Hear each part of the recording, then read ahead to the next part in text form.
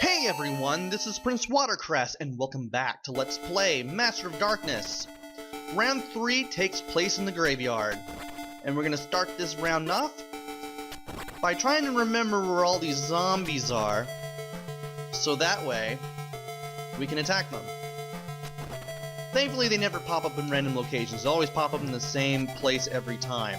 You just want to attack them before they can attack you. Be careful with that dog, too. And now we're inside of a building. I believe down there, as well as where the zombie is, you can attack the wall for some free gun ammunition. But I'm going to go ahead and stick with the bomb, because I'm definitely going to need it for later. Also, if you go down these steps, you also want to watch out for the dog, which sadly always catches me out. And if you need a potion, all you need to do is just go up the stairs here, and you'll be able to get one. And if you destroy the wall here too, you'll also get some gun ammunition. Again, I'm going to go ahead and stick with the bomb. And now it's time for the tower climb. I'm going to spend my entire time here on the left side. You can make your way to the right side, but there's really no reason to do it. And there's an easier way to get to where the other end of that part is. For now, we just want to keep going up these stairs, taking out all these enemies as we go. Want to be careful with these two bats because they will definitely home in on you. Now you can break that wall and crawl into the middle area. There's an axe. Or you can stand on that blue block underneath the bell and then drop down, hopefully being able to move over to the side so that way you don't get hit on the spikes there. I believe that mask in that blocked off area there has an extra life and you would actually have to jump your way to it. But by going up here, once we go to the right of the spike room, we can just go up the stairs and get a potion. The path to the left leads to the right half of the tower, which I'm not even going to explore. There's a cane at the top of that half, and I don't want it. And I can't believe I managed to get that guy to jump right into me. Did not expect that zombie enemy to do that. There is a gem in that mask up there, but I obviously don't pick it up because I just recently found out that you don't get extra lives from having a high enough score. You actually have to hunt them all down yourself, and they're in pretty hard to find places, and they're never worth my time, to be honest. But by breaking that wall, we are done with round 3-1.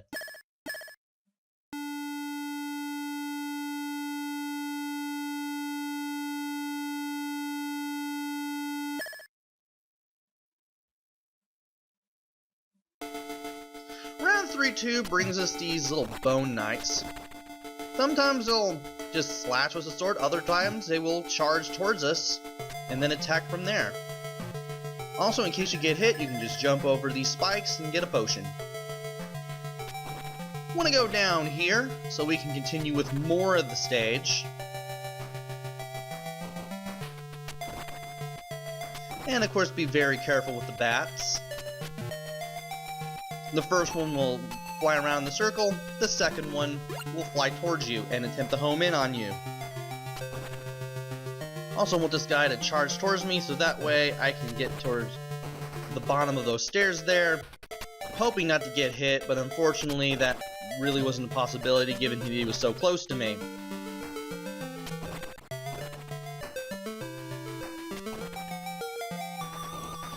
The way to continue the level is up there, but we're going to go down here to get a potion. Whenever you reach multiple sets of stairs, all you have to do is just hold up or down on the control pad when necessary. And you'll just keep going in that direction. You'll just keep taking one set of stairs after another. Also in there is some boomerangs. I'm not going to take them. There's a gem down there. I'm not going to take it either. And I want to make my way to the top top of that screen and go up the stairs even further to the next screen above that. Here's the thing though, you want to be on the stairs when you get hit by these enemies, if you get hit by these enemies. Because if you're not, you're going to be knocked off the edge of that platform to the left where the first set of stairs ends, and you're going to be knocked back down to the floor below. You don't want to deal with that, obviously. You're definitely going to take a couple of hits as you go. Definitely helps to be very, very cautious. And unfortunately, I'll go down here. There's a gem down there that destroys the enemies. Not sure why you would want to use it, but it is there. And that set of small platforms, we're going to have to take those platforms in order to get to the end of the stage. Thankfully, we can stand on them and use the axe to take care of the enemies here. There's really nothing of importance over here. I do check anyway, and sadly there is really not much anything of use there. So because of that, I end up returning and respawning all of the enemies in the process, which was not a very smart move, obviously. Do use a bomb there to get rid of the bats, and then make my way over here again, destroying all the wraiths as I go. If you need to attack a wraith, all you need to do is just drop down. If you have the axe, it's definitely easy to do.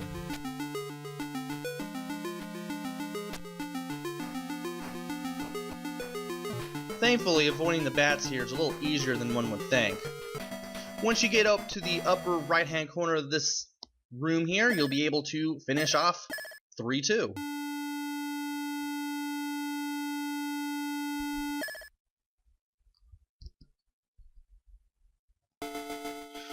3-3 starts off with a new enemy, these guys who shoot these little beams out of their swords.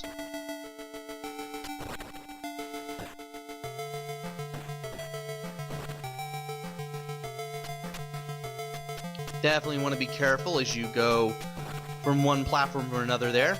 You got the Bone Knights, you have the platform guys, and you have some spikes as well.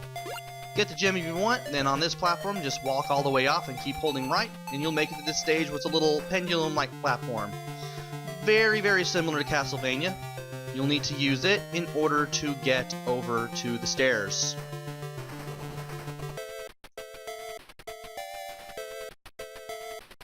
Now that we're over here, we want to take care of this bat first.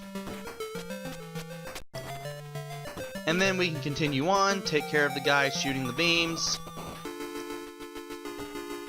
And we should be able to continue on from there.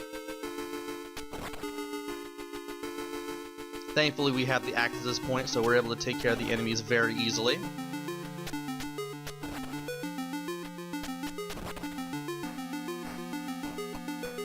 And we have the crouch down over there and do the duck walk and make our way to the right. If you need to go down the stairs for the potion, go ahead and do it. I consider getting it.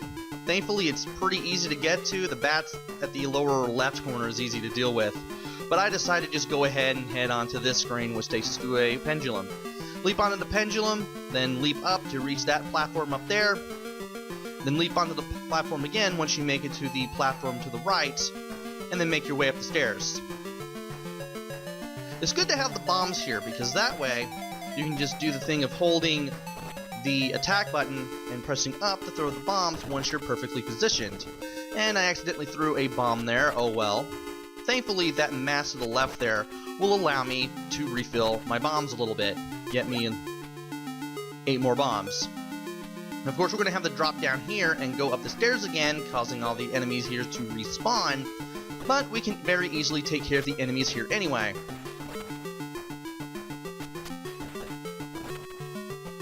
Now with that, we don't have to worry about any enemies. You'll trigger the first bat when you get off the top of those stairs there. Just make your way to the right and then attack the bat when it comes to you. The second bat and the Bone Knight there will be very easy pickings. Now here, you're going to have to leap on and off the little pendulum platform here to avoid the spikes. That mask has a rapier, don't hit it. That one has a dagger, the one to the right has a gun. I hit the one on the left to show you that there's a dagger there. And turns out you can actually leap off stairs. All you have to do, just go down the stairs like normal. Be facing the direction you want to jump. It helps to go in the direction you want to jump to. And we were able to take care of the Bone Knight and get the potion after we were able to jump on the platform. I used the bombs here to get rid of the blue hooded guys with the swords there, so that way we can get past them without having to deal with their projectiles. Now walk off the edge. Do not go all the way to the right, otherwise you will fall into the pit on the very right edge and you will die. And now it's time for the third boss, who apparently flies around and shoots fireballs at you. Definitely want to pay attention to where the fireballs are, especially when this guy starts flying around a lot faster. Be sure not to jump high enough so that the guy runs into you. And eventually he will come to a stop. When he slows down, you'll be free to hit him with the bombs or your axe, assuming you can. If he rushes towards you with a sword, just hit him before he can hit you. And when he's invincible, he'll just fly straight through you. And when he appears when he's on the other side of the screen, just keep hitting him with the axe. Very easy to hit him with the axe a couple times in order to do as much damage as possible before he does the attack both times. And then after he does the 2 sword dash attacks, he just starts spinning around again. The pattern repeats. Once you take down this guy, you will be done with round 3. And we finally find out who this guy is. The strangely familiar figure who was floating in midair was Count Masson.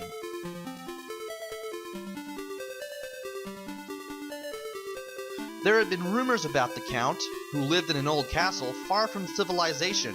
It was said that he was studying the black arts. Yes, it seemed that the Count was indeed involved in strange doings.